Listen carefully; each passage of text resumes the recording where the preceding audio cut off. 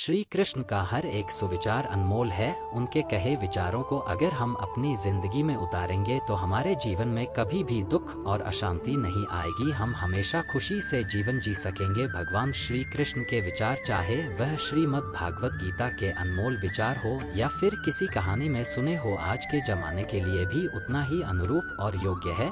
और इन विचारों को सुनना और उन पर अमल करना हमारे लिए और समाज के लिए बहुत ही फायदेमंद है। धरती पर महापाप कंस के अत्याचारों से लोगों को मुक्ति दिलवाने के लिए जन्म भगवान श्री कृष्ण ने न सिर्फ इस संसार को आपस में प्रेम करना सिखाया, बल्कि कई ऐसे प्रेरणादायक और अनमोल सीख भी दी जिनको अगर हम सभी अपने जीवन में उतार ले तो निश्चय ही एक सफल और श्रेष्ठ जिंदगी जी सकते हैं।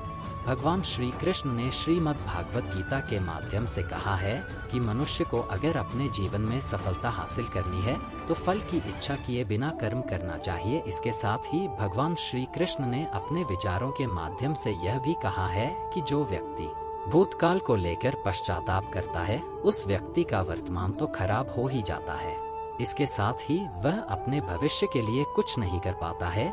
धरती पर पाप का अंत करने के लिए भगवान विष्णु के 8वें अवतार में जन्मे श्री कृष्ण ने महाभारत के युद्ध में अर्जुन के द्वारा पूरे जगत को ज्ञान दिया। भगवान श्री कृष्ण ने अपने सर्वश्रेष्ठ सुविचार के माध्यम से मनुष्य को बताया कि अपने अशांत मन को व्यक्ति अभ्यास के माध्यम से किस तरह अपने वश में कर सकता है, क्योंकि जो व्यक्ति अपने मन को काबू में नहीं करते उनके लिए वह दुश्मन की तरह काम करता है। इसके अलावा श्री कृष्ण ने उन व्यक्तियों को भी अपने विचारों के माध्यम से सीख दी है जो कि संसार में मौजूद हर चीज को संदेह की नजर से देखते हैं। उनके लिए कृष्ण ने अपने विचारों में कहा है, हमेशा संदेह और शक करने वाले व्यक्ति के लिए खुशी ना तो इस लोक में है और ना कहीं और है, इसलिए मनुष्य को अपने संदेह की प्रवृत्ति छोड़ देना चाहिए। वह महाभारत का युद्ध जो दुनिया का सबसे बड़ा युद्ध माना जाता है, उस वक्त जरा सोचिए कि सबसे ताकतवर सेनाओं से आमने सामने लड़ने के लिए खड़े हर शख्स की मानसिकता क्या होगी। मारना या मरना ही एकमात्र विकल्प था, कोई अन्य विकल्प नहीं था। क्या आपको लगता है कि ऐसी परिस्थितियां और माहौल में ठंडे दिमाग से किसी से बात करना और मार्गदर्शन करना संभव है? ज्ञान की बातें कहना तो दो, एक शब्द भी बोलना असंभव है। ऐसी परिस्थितियों में बात करने के लिए आपको अत्यधिक साहस, दृढ़ विश्वास, शांत दिमाग और शांत हृदय की आवश्यकता होती है, जो केवल परमेश्वर सर्वोपरि ही ऐसा कर सकते हैं। यह मुख्य बात यह है कि आपको जीवन में सबसे प्रतिकूल परिस्थितियों का सामना करना पड़ेगा। यह आपको विचारहीन, निशब्द और क्रियाहीन बना देगा। आपकी भावनाएं नियंत्रण से बाहर हो जाएगी। चिंता और भय आपके जीवन में शीर्ष पर होगा। ऐसी स्थिति में आप क्या करते हैं? सबसे पहली और महत्वपूर्ण बात यह है कि अपनी भावनाओं को नियंत्रित करने का प्रयास कीजिए और प्रार्थना कीजिए। साहस जुटाएं और अपने आप से बात कीजिए और यह सोचे कि यह समय भी गुजर जाएगा। अपने गुरु, शिक्षक या मित्र से बात करें जिस पर आपको पूरा भरोसा हो। अर्जुन ने भगवान कृष्ण से मदद मांगी, उसी तरह किसी संकट में मदद मांगने में कभी शर्म या डर महसूस ना करें, लेकिन आपको पता होना चाहिए कि किससे मदद मांगनी है। श्री कृष्ण कहते हैं, मोह एक ऐसी बुराई है जिसकी वजह से व्यक्ति सही गलत का अंतर नहीं समझ पाता है। मोह में फंसा व्यक्ति हमेशा अशांत ही रहता है। महाभारत में धृतराष्ट्र अपने पुत्र दुर्योधन के मोह में फंसे हुए थे। मोह की वजह से वह लगातार दुर्योधन की गलतियां नजरअंदाज करते रहे। इसका नतीजा यह हुआ कि पूरा कौरव वंश ही खत्म हो गया। जीवन में सुख शांति चाहते हैं तो अत्यधिक मोह से बचना चाहिए। मोह की वजह से ही जीवन में दुख आते हैं। मोह घर परिवार से हो सकता है, सफलता का मोह हो सकता है, सुख सुविधा और मान सम्मान का मोह हो सकता है। जहाँ मोह रहेगा वहाँ दुख तो अवश्य आएगा। मोह जब सफल होता है तो दुख मिलता है और जब असफल होता है तब भी दुख ही मिलता है। श्री कृष्ण कहते हैं, जब कोई मोह त्याग देता है तो उसे मेरी कृपा मिल जाती है। मोह रहित व्यक्ति परम आनंद प्राप्त करता है, इसलिए मोह का त्याग करना चाहिए और जो हमारे पास है उसी में संतुष्ट रहना चाहिए। ज्यादा पाने का मोह रहेगा तो दुख का बढ़ना तय है। जब कोई हमारे सुख दुख का कारण बन जाए तो हमें समझ लेना चाहिए कि हमने खुद ही उन्हें अपने दुख का कारण बनने के लिए आधार दिया है। कोई भी वस्तु, व्यक्ति या अवसर हमें तब तक दुखी या सुखी नहीं बना पाते जब तक हम उन वस्तुओं को, व्यक्तियों को या अवसरों को प्रभावित करने नहीं देते। यह भी एक सत्य है कि हमें दुख भी उन्हीं से होता है जिसे हम सबसे अधिक प्रेम करते हैं, क्योंकि उनके द्वारा की गई आलोचना या तिरस्कार हम सहन नहीं कर पाते। कभी कभी जरूरत से ज्यादा अपेक्षाएं रखना कहीं ना कहीं हमारे दुखों का कारण बन जाती है। हम दूसरों को देखकर भी दुखी हो उठते हैं, उसके पास इतना कुछ है, हमारे पास क्यों नहीं। इन सब बातों के कारण हम अपने आप को दुखी कर बैठते हैं। जो कुछ हमारे पास है उससे हम संतुष्ट नहीं होते, हम बिना पंख के ही उड़ना चाहते हैं। हमारे दुखों का मूल कारण अज्ञानता, अक्ति, अभाव है। जो व्यक्ति इन 3 कारणों पर विजय पा लेता है वह कभी दुखी नहीं होता है। भगवान ने जो कुछ दिया है उसी को भगवान का प्रसाद मानकर अगर वह संतुष्ट रहता है तो दुनिया का कोई भी शक्ति उस व्यक्ति को दुखी नहीं कर सकता। हमारे विचार ही तो हमें सुखी और दुखी बनाते हैं। दुखी व्यक्ति हमेशा तनावग्रस्त रहता है। दुखी व्यक्ति ना जाने कितनी बीमारियों का शिकार हो जाता है। जिस व्यक्ति के विचार हमेशा उसके अनुकूल है वह कभी दुखी नहीं होता है, लेकिन प्रतिकूल विचारों वाला व्यक्ति हमेशा दुखी रहता है। दुखी व्यक्ति अपने दुखों का कारण किसी वस्तु को देता है। व्यक्ति अपने मित्र को भी शत्रु मान बैठता है। अगर कोई व्यक्ति दुख रूपी दलदल से बाहर निकलना चाहता है तो हमेशा ध्यान करना चाहिए, कभी ना बुरा देखे, ना बुरा सोचे, ना बुरा बोले, तो वह ही दुख रूपी सागर से बाहर निकल सकता है।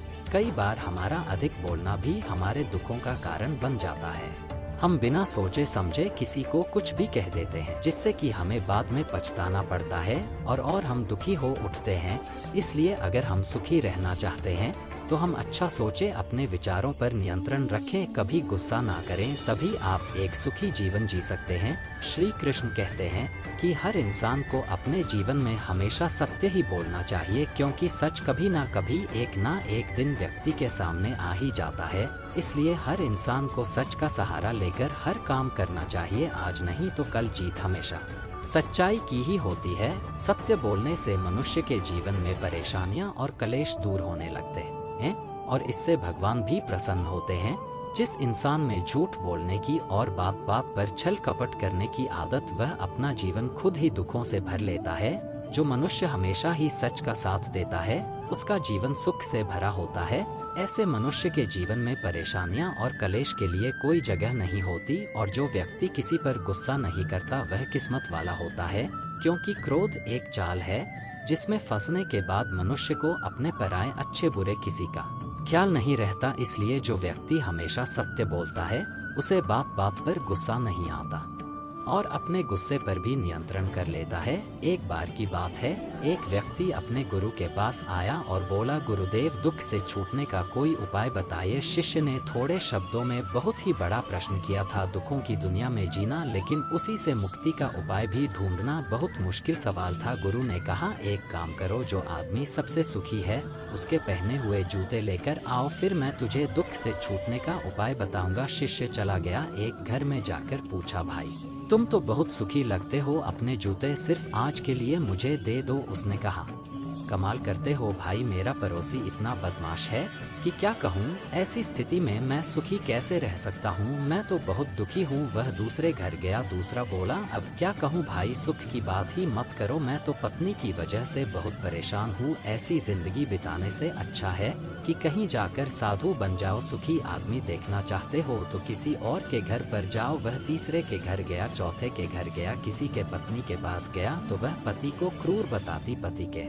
पास गया तो वह पत्नी को दोषी ठहराता, पिता के पास गया तो पुत्र को बदमाश कहता, पुत्र के पास गया तो पिता की वजह से खुद को दुखी बताता। सैकड़ों हजारों घरों के चक्कर लगाया, सुखी आदमी के जूते मिलना तो दूर, खुद के ही जूते घिस गए। शाम को वह गुरु के पास गया और बोला, मैं तो घूमते घूमते परेशान हो गया, ना तो कोई सुखी मिला और ना ही सुखी आदमी के जूते। गुरु ने पूछा, लोग क्यों दुखी हैं, उन्हें किस बात का दुख है। उसने कहा, किसी का पड़ोसी खराब है, कोई पत्नी से परेशान, कोई पति से दुखी तो कोई पुत्र से परेशान। आज हर आदमी दूसरे आदमी के कारण दुख भोग रहा है। गुरु ने बताया, सुख का सूत्र है, दूसरों की ओर नहीं बल्कि अपनी ओर देखो, खुद में जाको, खुद की काबिलियत पर गौर करो। प्रतिस्पर्धा करनी है तो खुद से करो, दूसरों से नहीं। जीवन तुम्हारी यात्रा है, दूसरों को देखकर अपने रास्ते मत बदलो, खुद को सुनो, खुद को देखो, यही सुख का सूत्र है। शिष्य बोला, महाराज बात तो आपकी सत्य है, लेकिन यही आप मुझे सुबह भी बता सकते थे, फिर इतनी परिक्रमा क्यों करवाई। गुरु ने कहा, वत्स, सत्य कठिन से प्राप्त होता है, वह सीधा नहीं पचता। अगर मैं यह बात सुबह बता देता तो यह बात तुम मानने से इनकार कर देते। जब स्वयं अनुभव कर लिया, सबकी परिक्रमा कर ली, सबके चक्कर लगा लिए, तो बात समझ में आ गई। अब यह बात तुम जीवन में कभी नहीं भूलोगे। दोस्तों, इस वीडियो में बस इतना ही। मिलते हैं अगले वीडियो में। अपना ख्याल रखिएगा। जय श्री कृष्णा।